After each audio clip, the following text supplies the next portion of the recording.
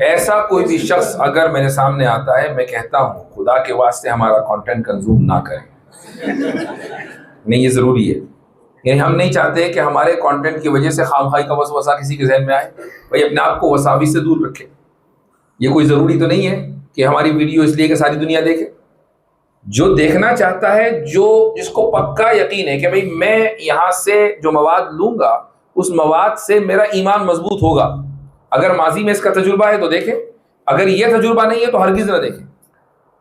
تو کسی بھی طرح کے شکوک و شبہات سے اپنے آپ کو دور رکھیں، وہ زیادہ اہم ہے.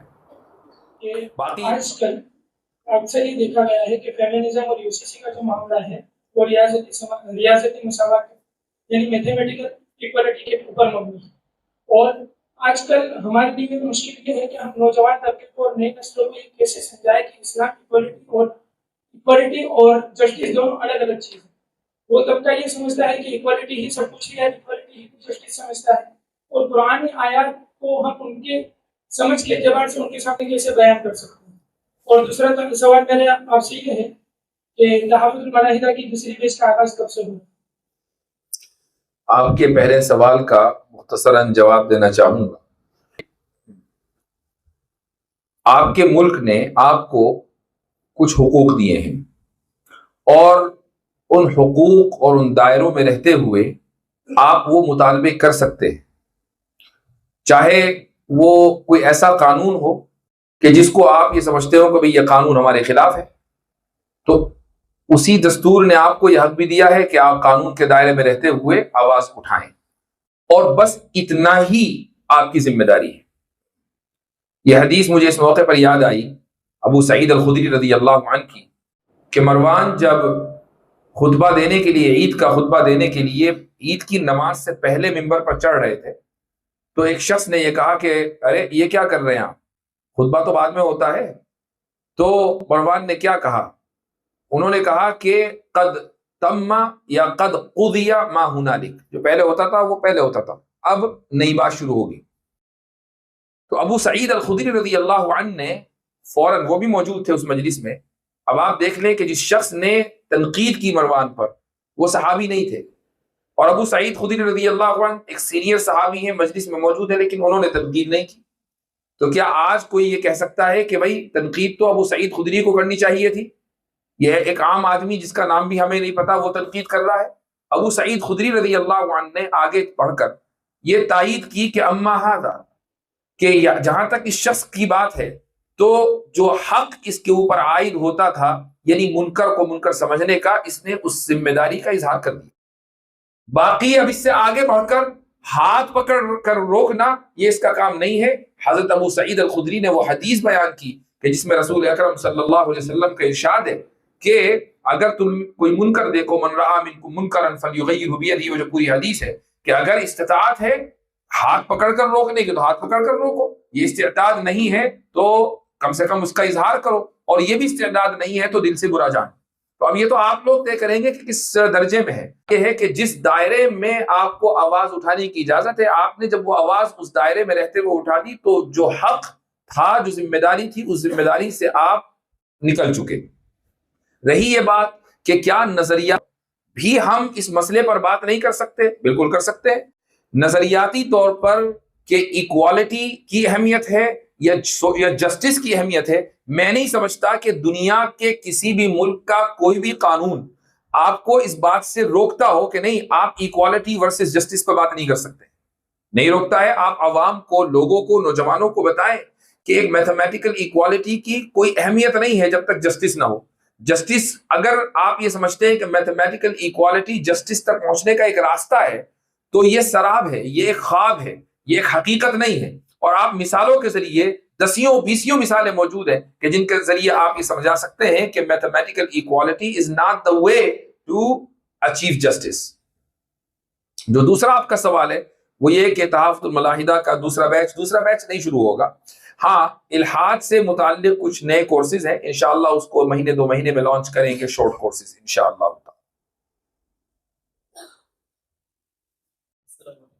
وعلیکم السلام.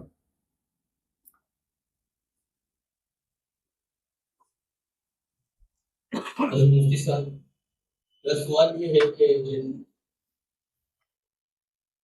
جدید اعتزال سے کس طریقے سے نکلا جائے، اور اس کے مقابل جو شریعت ہے، میں جس جگہ پر عبادت کراتا ہوں وہاں زیادہ تر جو لوگ ہیں وہ شریعت والے ہیں، اور اکثر و بیشتر ایسے بچے دیکھے گئے ہیں جو ہمارے پیچھے نماز پڑھتے تھے اور کچھ وقت کے بعد وہ شریعت میں چلے جاتے ہیں۔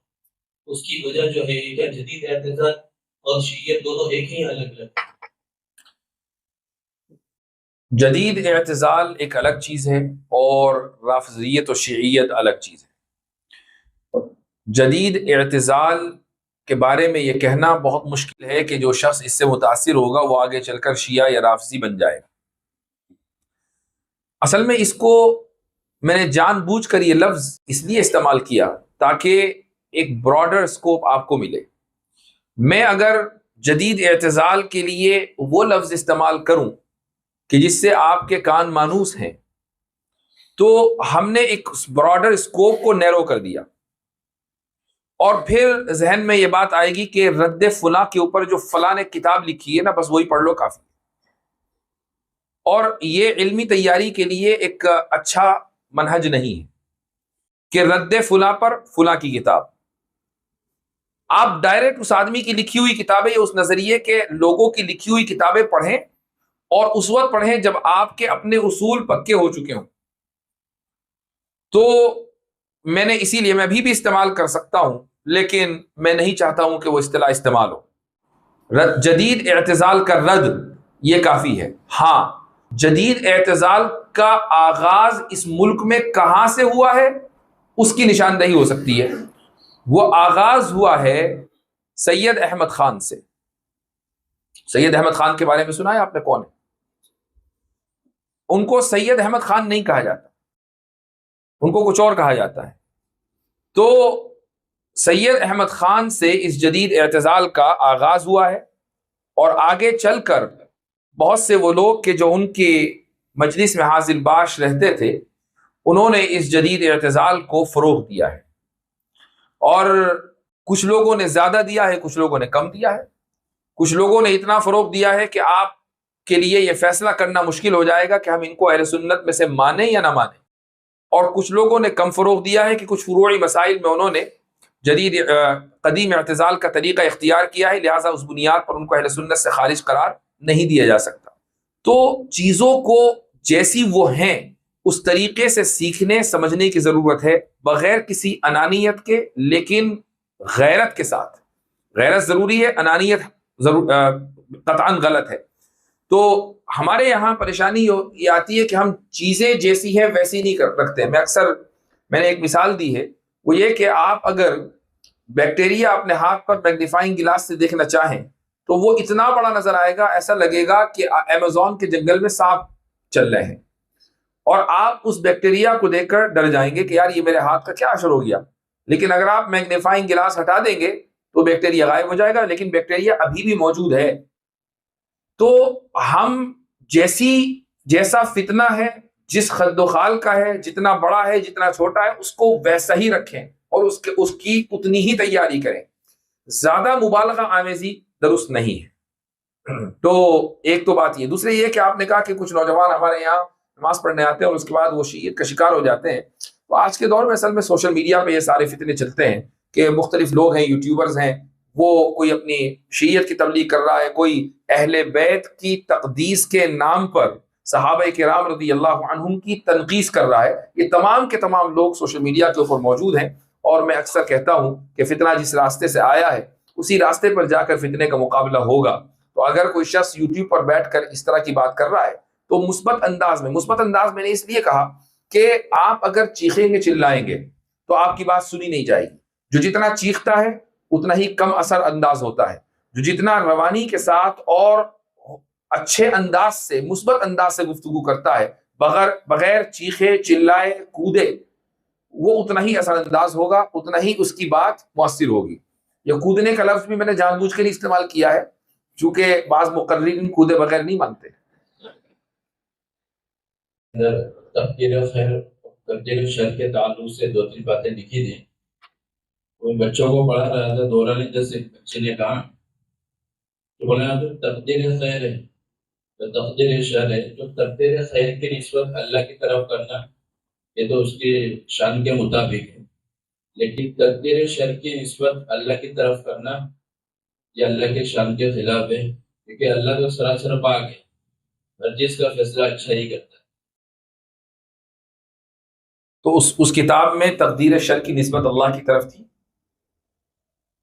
انہوں نے تفسیر نہیں لکھی ہے، صرف مبہم لکھا ہے کہ تقدیر شر اور تقدیر خیر اللہ کی طرف سے۔ خیر اور شر کے تعلق سے جو صحیح موقف ہے وہ یہ ہے کہ اللہ نے شر مطلق کو کی تخلیق کی ہی نہیں ہے، اللہ نے شر مطلق کی تخلیق کی ہی نہیں ہے، شر نسبی موجود ہے، یعنی ہر کام میں جو بظاہر آپ کو شر نظر آ رہا ہے آخر میں جا کر وہی کام خیر نظر آئے گا، یہاں تک کہ ابلیس کی تخلیق میں بھی شر مطلق نہیں ہے۔ وہ اس لیے کہ جب ابلیس انسان کو گمراہی کے راستے پر ڈالنا چاہتا ہے اور وہ انسان اس راستے پر نہیں جاتا تو اس کو ثواب ملتا ہے۔ تو دیکھیں، اگر ابلیس گمراہ نہ کرتا تو آپ گمراہی سے بچنے کا کوئی ایفرٹ نہ کرتے، آپ ایفرٹ نہ کرتے تو ثواب نہ ملتا، تو ابلیس کی وجہ سے بھی خیر آئی۔ تو شر مطلق کی تخلیق اللہ تعالیٰ نے نہیں فرمائی، یہ موقف صرف شیخ الاسلام ابن تیمیہ رحمہ اللہ کا نہیں ہے، بلکہ بہت سے علماء اشاعرہ و ماتریدیہ کا بھی یہی موقف ہے۔ یہ الگ بات ہے کہ حضرت مولانا ادریس کاندھلوی رحمہ اللہ نے اپنی کتاب عقائد الاسلام میں جو انداز اختیار کیا ہے اس سے یہی بات سمجھ میں آتی ہے کہ وہ خیر اور شر کے مطلقاً مخلوق ہونے کے قائل ہیں، لیکن اکثریت علماء کی جو ہم جب ماضی میں جاتے ہیں پیچھے جاتے ہیں اس سے متفق نظر نہیں آتی۔ تو خیر کا وجود ہے مطلقاً، لیکن شر کا مطلقاً وجود نہیں ہے۔ شر کا وجود کب ہوتا ہے؟ جب خیر ہٹ جاتی ہے۔ خیر کا ہٹنا ہی شر ہے، روشنی کا بند ہونا ہی اندھیرا ہے، روشنی کا ہٹ جانا اندھیرے کا آ جانا ہے، خیر کا ہٹ جانا شر کا آ جانا ہے۔ اب یہ خیر ہٹتی کس وقت ہے؟ جب ایک انسان اللہ تعالیٰ کی طرف سے نازل کردہ خیر کو حاصل کرنے سے انکار کر دیتا ہے۔ اللہ کہہ رہا ہے کہ صحیح راستے پر چلو، وہ صحیح راستے پر نہیں چلتا۔ اللہ کہہ رہا ہے نماز پڑھو، روزہ رکھو، زکوٰۃ دو، چیریٹی کا کام کرو، لوگوں کی مدد کرو، وغیرہ وغیرہ۔ اس نے خیر کے راستے سجھا دیے، خیر کے راستے بتا دیے، اور ہم اس راستے پر نہ چلیں تو خیر اپنی جگہ سے ہٹ گئی۔ جیسے ہی خیر اپنی جگہ سے ہٹی شر آ گیا۔ تو شر کا حقیقی طور سے کوئی وجود نہیں ہے۔ السلام علیکم۔ علیکم السلام۔ میں آپ کا ویڈیو دیکھا تھا، اس ایک ویڈیو میں 13 سال 16 17 18 سال کا بچہ جو خود کو بتاتا تھا کہ میں مسلم گھرانے میں پیدا ہوا لیکن میں ابھی موجودہ وقت میں مسلمان نہیں ہوں، اپنے آپ کو نام سے یعنی ایس مسلم کر کے اس نے ڈالا تھا۔ تو ایسا کیوں ہوتا ہے کہ کالج میں پڑھنے والے بچے جو سائنس کو اپنا موضوع لیتے ہیں، اس سائنس کو موضوع لیتے ہی ان کے ذہن میں جو پہلا سوال ہے آپ کا کہ سائنس پڑھتے ہی ایسا کیا ہو جاتا ہے کہ لوگ دین سے بیزار ہو جاتے ہیں، یہ سائنس کا قصور نہیں ہے، اور نہ ہی سائنس میں ایسی کوئی بات لکھی ہے کہ خدا موجود نہیں۔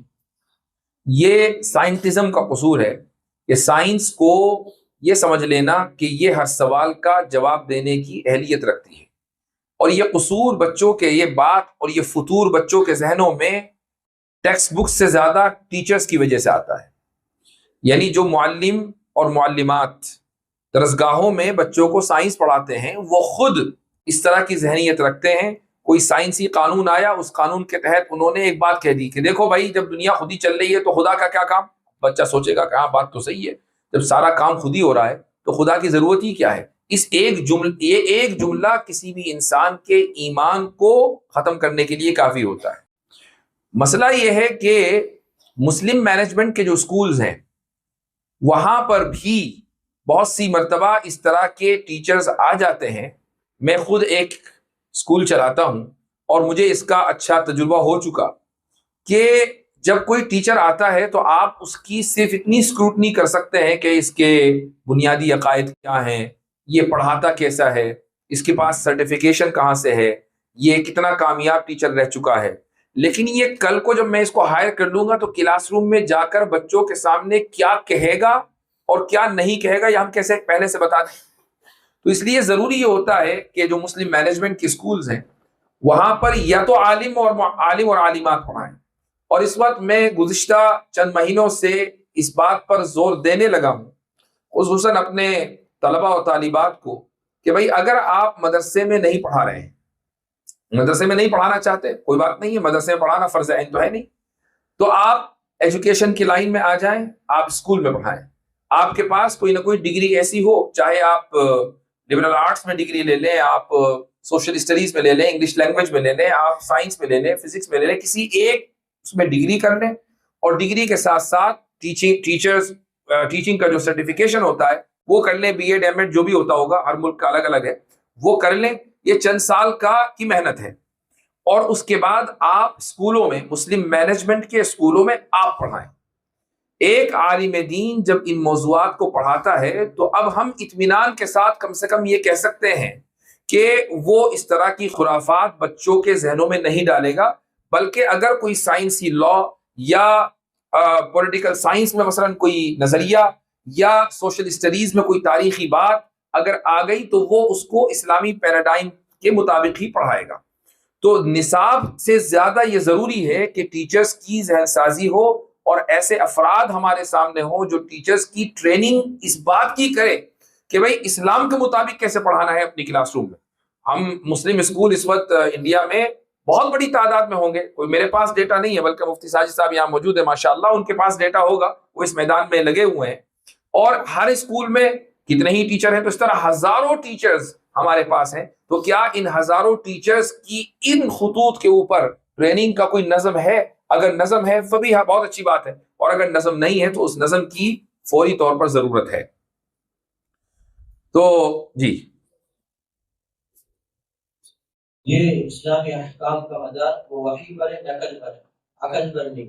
تو ہم نوجوان نسل کو اسلامی احکام عقل کی نظر میں کیسے سمجھیں کہ ہمارے احکام عقل کے موافق ہیں؟ احکام اسلام عقل کی نظر سے، احکام اسلام عقل کی نظر میں کتاب کے ذریعے، یہ کتاب کا نام ہے، آپ نے جو بولا نا وہ کتاب کا نام ہے. اسلامی احکام کا دار و مدار نقل پر ہے، یہ تو ایک مسلم بات ہے.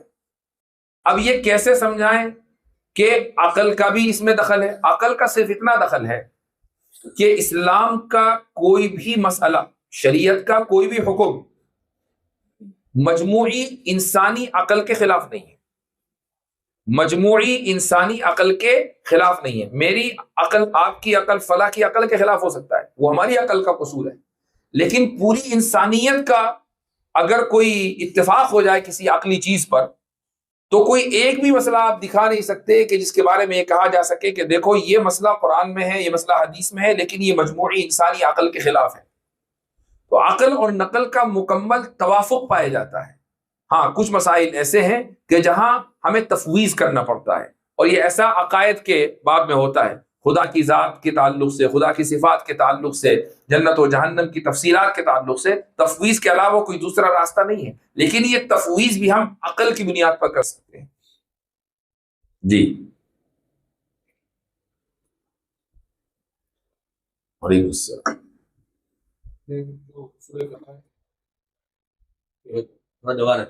دبائے رکھیں اور قریب کر لیں. جدید اعتزال کے رد میں اصول فقہ کے متعلق آپ نے بتایا، تو جدید اعتزال کے رد کے لیے اصول فقہ کو ہم کیسے کام میں لا سکتے ہیں، اس کا کیا تعلق وہ ذرا سا. ہمارے یہاں اصول فقہ میں عام طور سے کلاسیکل کتابوں میں 3 کتابیں پڑھائی جاتی ہیں 8 سالہ درس نظامی کا جہاں منہج ہے اس میں. پہلی کتاب اصول الشاشی، دوسری نور الانوار اور تیسری حسامی. اچھا یہاں مجمع میں جو حضرات بیٹھے ہوئے ہیں وہ اگر یہ احسان کریں اور مجھے بتائیں ہاتھ اٹھا کر کہ آپ میں سے اصول الشاشی مکمل کتنے لوگوں نے پڑھی ہے؟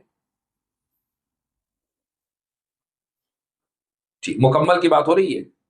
ٹھیک، تو دیکھیں یہاں ایک بڑا مجمع وہ ہے جو اصول الشاشی مکمل نہیں کر سکا. اچھا نور الانوار مکمل کتنوں نے پڑھی؟ اور کم ہو گئے. اور حسامی مکمل کتنوں نے پڑھی ہے؟ تو اس پورے مجمع میں 7 8 10 لوگ جنہوں نے نور الانوار مکمل پڑھی ہے، 10 لوگ جنہوں نے حسامی مکمل پڑھی ہے. تو کلاسیکل کتابوں میں اصول الفقہ کی اصول الشاشی ہے کہ جن میں شاید 50 لوگ ایسے ہوں گے کہ جنہوں نے اس کتاب کو مکمل پڑھا ہے. جہاں تک میری بات ہے، میں بھی اسی گروپ میں شامل، میں نے بھی نہیں پڑھی. یعنی جب ہمیں پڑھائی گئی اصول الشاشی تو اصول الشاشی تو مکمل ہو گئی تھی، نور الانوار مکمل نہیں ہوئی، چونکہ نصاب میں اگرچہ تھی لیکن اس وقت کچھ مسئلہ تھا، وہ مکمل نہیں ہو پائی مدرسے میں، اور حسامی مکمل تھی ہی نہیں نصاب میں. تو اب کیا کریں؟ میرا ایک جملہ ہمارے دوستوں میں اور احباب میں چل گیا کہ بھائی اگر کسی کتاب کو پڑھنا ہے تو اس کو پڑھا دو. تو مجھے جب محسوس ہوا کہ اس کتاب کو پڑھنا چاہیے، میں نے وہ کتاب پڑھانی شروع کر دی. نور الانوار الحمدللہ مکمل پڑھائی، اور حسامی کے بھی اکثر مباحث پڑھا دیے. تو پڑھا کر یہ فائدہ ہوتا ہے کہ بہت سی باتیں ذہن میں ٹک جاتی ہیں. نور الانوار میں اور حسامی میں دونوں میں باب القیاس بے انتہا اہمیت کا حامل ہے، اور خصوصاً وہ مباحث کے جہاں شرط و مشروط، علت و معلول، سبب و مسبب، اشارہ ذو الاشارہ، علامت ذو العلامت، یہ تمام مباحث جہاں آئے ہیں یہ بے انتہا اہمیت کا حامل ہیں. اور جدیدیت کے موضوعات پر جب ہم عقلی گفتگو کرتے ہیں تو وہاں یہ موضوعات کام آتے ہیں. کیسے آتے ہیں یہ اسی وقت آپ کو پتہ چلے گا جب آپ خود مطالعہ کر لیں گے. تو آپ خود مطالعہ کریں، اگر پہلے نہیں پڑھ سکے مدرسے میں تو کوئی بات نہیں، نور الانوار تو آپ خود سے ہی پڑھ سکتے ہیں. حسامی میں تھوڑا تاکید ہے، لیکن نور الانوار تو بہت آسان کتاب ہے. اور خصوصاً آپ اگر آپ کے ویڈیوز کافی دیکھتے ہیں ماشاءاللہ، اور اس کے آپ کی جو خدمات ہیں اس کو سراہا ہے. آپ بارک اللہ فیک، صاحب ہیں، اسلام صاحب ہیں، دعا کرتے رہیں. سراہنے کے علاوہ دعا ضروری ہے. آمین. سوال یہ ہے کہ اعتقادی ارتداد جو ہے وہ تو بظاہر سمجھ میں آیا ہے اس سے بچا جا سکتا ہے، لیکن فکری ارتداد جو ہے اس کے لیے بچنے کی شکلیں تو بعض مرتبہ گھروں کے اندر ہی چیز دیکھنے کو ملتی ہے، اور کچھ اسلام کے احکام ایسے ہوتے ہیں جن سے انسان جو ہے وہ بس منہ پھیر لیتا ہے، سمجھ میں نہیں آتی یہ بات. اور وہ ارتداد جو ہے وہ گھروں کے اندر بھی، علماء کے گھروں کے اندر بھی جو ہے وہ بڑھتے جا رہے ہیں. تو ایسی کوئی کتاب جو جس کے ذریعے پڑھ کر کے جو ہے وہ میں ایک سوال آپ سے کرتا ہوں. آپ نے کہا کہ علماء کے گھروں میں بھی ارتداد بڑھتا چلا جا رہا ہے، ایسے کتنے کیسز آپ کے علم میں ہیں؟ فکری ارتداد کی بات ہے کہ جو فکری ارتداد سے مراد کیا ہے؟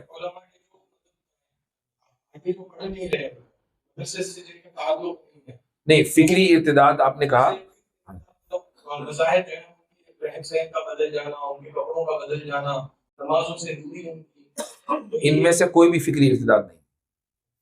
اس لیے اصطلاحات کا صحیح استعمال کرنا ضروری ہے. مثلا ایک آدمی سڑک پر سچا پکا مسلمان، اعتقاد اس کا بالکل ایک دم مضبوط، پینٹ شرٹ پہن کے جا رہا ہے، آپ اس کو کہیں گے کہ یہ مرتد ہے؟ نہیں. تو لباس کا ارتداد سے کوئی تعلق نہیں ہے، الا یہ کہ وہ ننگا جا رہا، تو ٹھیک ہے آپ اس کو مرتد، تو پھر چھوٹا لفظ ہو گیا. کوئی اور لفظ سے اگر باز آتا ہو تو وہ استعمال کر لیں، تو وہ تو الگ بات ہے. لیکن لباس سے ہم اگر لوگوں کے نظریات طے کرنے لگیں تو یہ تو بہت ہی خطرناک بات ہے. تو میں معذرت چاہوں گا، میں گرنگ نہیں کر رہا ہوں آپ کو، لیکن بعض مرتبہ چیزوں کو کی تحت مثال دی کہ مثلا ایک شخص اگر پورنوگرافی کا اس کو ایڈکشن ہو جائے، وہ باز ہی نہیں آ پاتا، کتنی توبہ کرے، کتنی صدقات و زکات دے، اپنے آپ نظر و نیاز مانے، لیکن پھر وہی حرکت کرتا ہے. تو پہلے تو اس کو حال بدلنا ہے. حال اس طریقے سے بدلے گا کہ اگر اس کی شادی نہیں ہے تو شادی کرے، حال بدل گیا. اور ماحول بدلنا ہے. ماحول یہ کہ کس ڈیوائس کے اوپر وہ پورنوگرافی دیکھتا ہے. فون پر دیکھتا ہے تو فون کو طلاق مغلظہ دے دے، ایسا کہ واپس نہ لے. لیپ ٹاپ کے اوپر دیکھتا ہے تو لیپ ٹاپ کو چھوڑ دے. یہ عمل اس کو کرنا پڑے گا. تو ماحول بدل گیا. حال بھی بدلنا، ماحول بھی بدلنا، تب جا کر انسان اس طرح کی برائیوں اور گمراہیوں سے نکلتا. دلائل یہاں کام نہیں کرتے.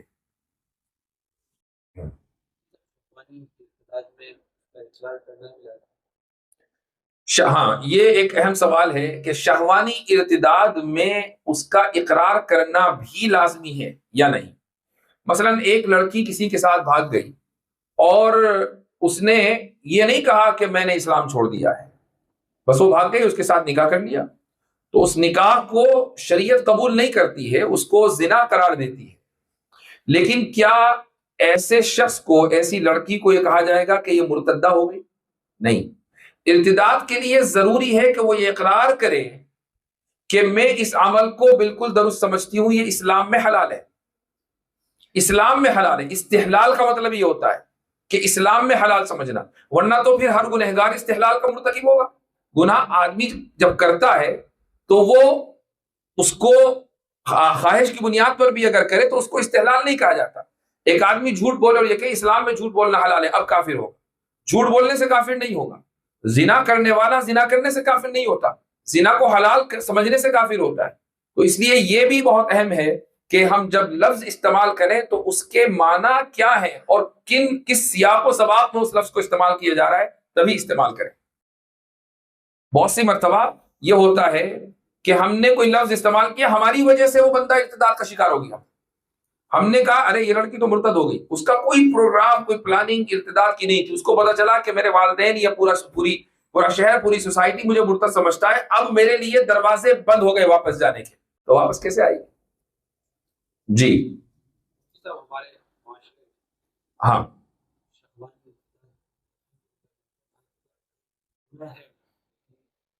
جن سے بات کا ماننا ہے کہ ہم گناہ کر رہے ہیں اور یہ غلط ہو رہا ہے، انشاءاللہ کبھی اس کو کریکٹ دیں گے۔ یہ ارتداد بھی الحمدللہ ہمارے میں۔ ہاں یہ ممکن ہے، مائک چونکہ نہیں اس لیے میں ان کی بات پہنچا دوں۔ یہ کہہ رہے ہیں کہ ہمارے معاشرے میں شہوانی ارتداد بھی نہ کے برابر ہے، کیونکہ ایسی لڑکیاں یا ایسے افراد یہ اقرار نہیں کرتے ہیں کہ ہم نے اس کو درست سمجھا ہے۔ ایسا امکان ہے، میرے پاس اس کا کوئی ڈیٹا موجود نہیں ہے اور بغیر ڈیٹا کے رائے دینا یہ مناسب نہیں ہوگا۔ اگر یہ ڈیٹا ہمارے علماء کے پاس یہاں موجود ہے تو بہت اچھی بات ہے۔ جی ایک صاحب یہاں بیچ میں کھڑے ہو رہے تھے، جی فرمائیے۔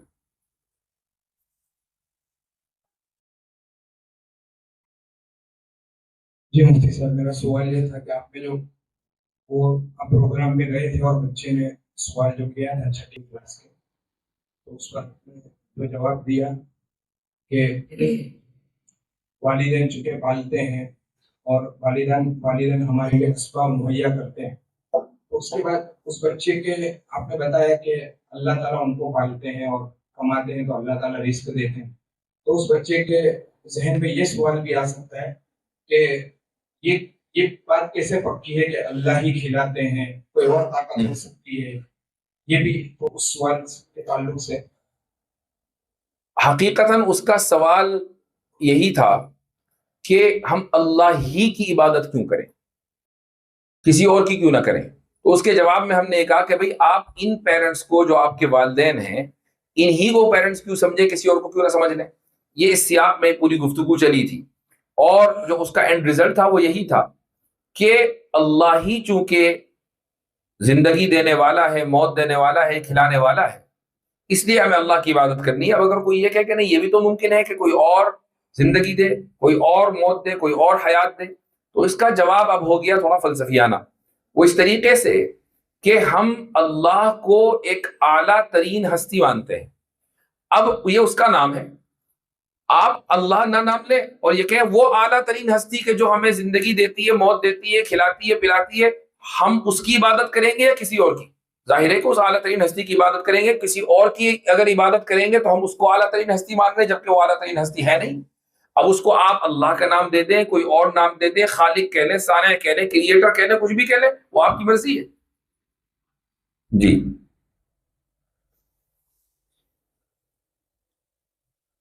السلام علیکم۔ وعلیکم السلام۔ جس کا کل آپ کا پروگرام اس میں سوال جواب کے چھٹے موقع پر ایک سائل نے ہم سے سوال کیا تھا کہ ہم مقاصد میں بچوں کی عقائد کی کون سی کتاب پڑھانے کی ساتھ کریں، تو اس کے جواب میں آپ نے یہ کہا تھا کہ عقائد کے تعلق سے جو ہے مختلف، لیکن آپ کو دین کے نام پر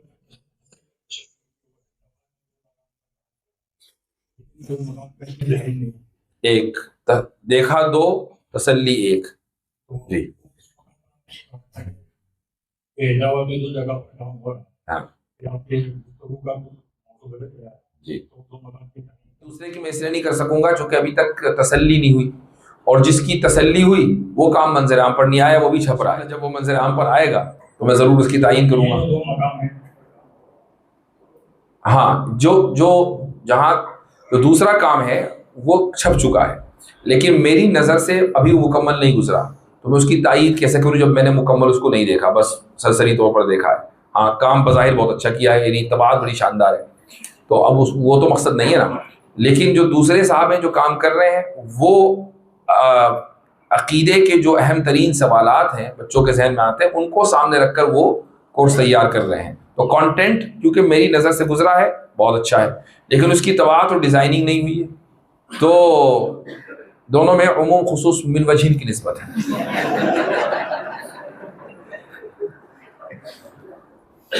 جی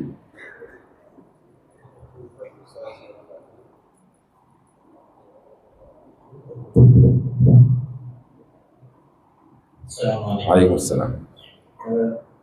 اگر ہمارے ساتھ کچھ نوجوان اور پروفیشنلز لوگ جڑے ہوئے ہیں ابھی، تو ان پر عقائد کی محنت کس اعتبار سے کی جائے؟ ٹھیک. ایک صاحب نے سوال کیا، شاید کل کی بات ہے، کہ جس طرح گودھا میں یہ سوال آیا تھا، آپ وہاں تھے جو ابھی آپ وہاں تھے یا سن رہے تھے؟ اچھا.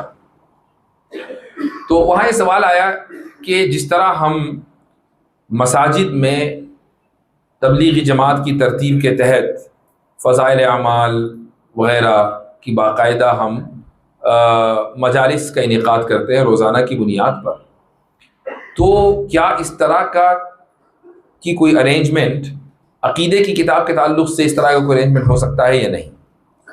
تو بالکل ایسا ہونا چاہیے. اگر عصر کے بعد کا وقت اس کام کے لیے مختص ہے کہ کچھ اعمال کے فضائل سن لیے جائیں، تو پھر مغرب کے یا عشاء کے بعد کا وقت اس کام کے لیے بھی مختص ہونا چاہیے کہ بھائی یہ فضائل تو اس وقت کام کریں گے نا جب عقائد درست ہوں. عقائدی بندے کے درست نہیں ہے تو پھر فضائل کیا کرے گا لے کے؟ تو اس لیے ایسی کوئی کتاب ضرور منتخب کر لی جائے کہ جس کی باقاعدہ قرأت ہو، اور مسجد میں جو افراد آ رہے ہیں نماز پڑھنے وہ ان حلقوں میں شریک ہوں، ان کو ترغیب دی جائے. ابتداءً 2 لوگ 4 لوگ 5 لوگ 10 لوگ ہی تو ہوں گے، لیکن میں الحمدللہ ایسے افراد کو جانتا ہوں کہ جن کے حلقوں میں 100 200 لوگ ہیں، عقائد کی محنت وہ اتنی تیزی کے ساتھ اور مضبوطی کے ساتھ کر رہے ہیں. ایک صاحب نے ہندی میں کتاب لکھی ہے، اور عام نوجوانوں کے لیے جو اردو نہیں جانتے ہیں، میرے قریبی دوستوں میں سے ہیں، وہ میں ریکمینڈ کر سکتا ہوں. اسی طریقے سے اگر کوئی کتاب اکابر میں کسی کی آپ پڑھانا چاہیں تو حضرت مولانا ادریس کاندھلوی رحمہ اللہ کی عقائد الاسلام ایک اچھی کتاب ہے، اس کو درسن پڑھایا جا سکتا ہے. جی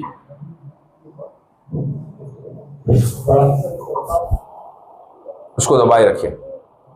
پڑھا لکھا جو طبقہ ہوتا ہے ان کو سمجھانے کے لیے جو اصطلاح استعمال کیا جاتا ہے، جیسا کہ پیراڈائم، اسی طریقے سے اومنی پریزنٹ، انٹل کانٹینٹ، اس طریقے کی جو اصطلاح سیکھی جاتی ہے وہ کہاں سے سیکھی جاتی ہے؟ جہاں سے آپ نے سیکھی، آپ مجھے بتائیں کہاں سے سیکھی؟ ویڈیوز کا بس وہیں سے سیکھی جائیں گی.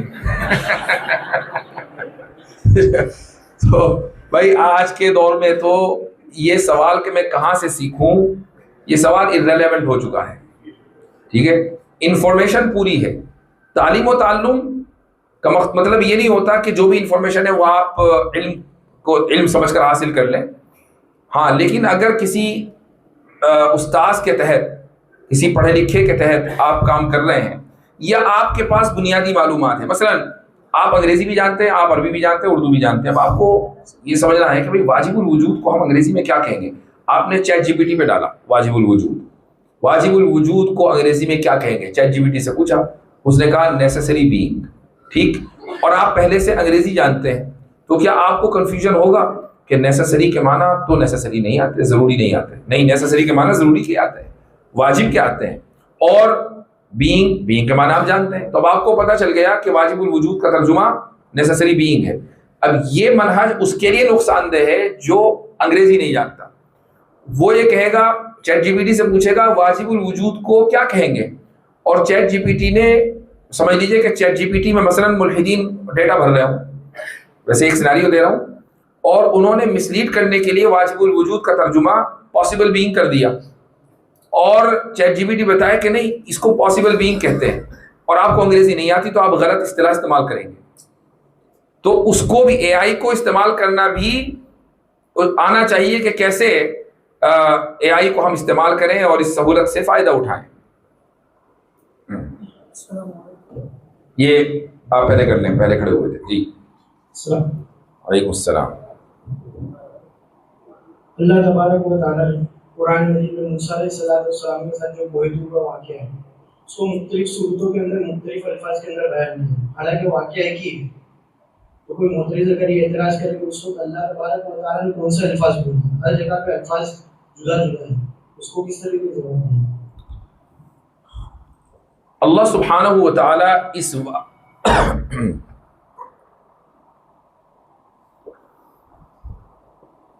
اللہ سبحانہ و تعالیٰ خود اس واقعے کو نریٹ کر رہا ہے، کوئی دوسرا، یہ تھرڈ پرسن نہیں ہے، یہاں پر اللہ خود ہی بتا رہا ہے کہ موسیٰ کو کیسے علیہ الصلوۃ والسلام کو کیسے بلایا، ان کو کیا کہا گیا، اور الگ الگ الفاظ آئے۔ اس میں کون سے الفاظ حقیقی طور پر اللہ تعالیٰ نے استعمال کیے ہم کسی کی تعین نہیں کر سکتے، چونکہ ہم یہ جانتے ہیں کہ حضرت موسیٰ علیہ الصلوۃ والسلام سے جو مکالمہ ہوا تھا وہ عربی میں نہیں ہوا تھا، یہ عربی میں ہوا تھا، عربی میں تو نہیں ہوا تھا۔ حضرت موسیٰ علیہ الصلوۃ والسلام کی زبان دوسری، تو جس زبان میں حضرت موسیٰ نے وہ تکلم کر رہے تھے، جو زبان میں تورات اتری اسی زبان میں مکالمہ ہوا، اس مکالمے کو جگہ جگہ اللہ نے مختلف عربی کے الفاظ میں دنیا کے سامنے پیش کیا ہے، نازل کیا ہے، تو کسی بھی لفظ کے بارے میں یہ نہیں کہا جا سکتا یہ ایگزیکٹلی کہا تھا، جو کہ عربی میں کہا ہی نہیں تھا۔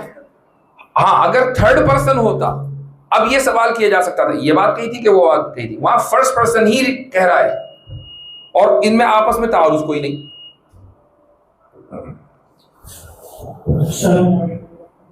آخری سوال ہے، اس کے بعد انشاءاللہ کیونکہ اذان کا وقت بھی ہو گیا ہے جی۔ علیکم السلام۔ میرا ایک سوال یہ ہے کہ جیسے آپ جیسے حضرت اس فیلڈ میں کام کرتے ہیں، جو مدعا پڑھ کے ہم کنزیوم کرتے ہیں تو اس کے بعد پھر ہمارے دماغ کے اندر بھی ایک جنگ شروع ہو جاتا ہے، سوال جواب ہمارے دماغ کے اندر بھی شروع ہو جاتے ہیں، تو کیا یہ سب کے ساتھ ہوتا ہے، یہ ایک کم علمی ہے؟ ایسا کوئی بھی شخص اگر میرے سامنے آتا ہے، میں کہتا ہوں خدا کے واسطے ہمارا کانٹینٹ کنزیوم نہ کریں، نہیں یہ ضروری ہے، یعنی ہم نہیں چاہتے کہ ہمارے کانٹینٹ کی وجہ سے خامخواہی کا وسوسہ کسی کے ذہن میں آئے، بھائی اپنے آپ کو وساوس سے دور رکھے۔ یہ کوئی ضروری تو نہیں ہے کہ ہماری ویڈیو اس لیے کہ ساری دنیا دیکھے، جو دیکھنا چاہتا ہے، جس کو پکا یقین ہے کہ بھئی میں یہاں سے جو مواد لوں گا اس مواد سے میرا ایمان مضبوط ہوگا، اگر ماضی میں اس کا تجربہ ہے تو دیکھیں، اگر یہ تجربہ نہیں ہے تو ہرگز نہ دیکھیں۔ تو کسی بھی طرح کے شکوک و شبہات سے اپنے آپ کو دور رکھیں، وہ زیادہ اہم ہے۔ باقی سب لوگوں کے ساتھ ایسا ہوتا ہے یہ نہیں ہوتا، میرے پاس حقیقتاً ایسا کوئی ڈیٹا نہیں ہے، لیکن مجھے ایسا لگتا ہے کہ اکثریت کے ساتھ ایسا نہیں ہوتا ہوگا، تبھی تو آپ لوگ سارے مجھے سننا ہے۔ جزاک اللہ۔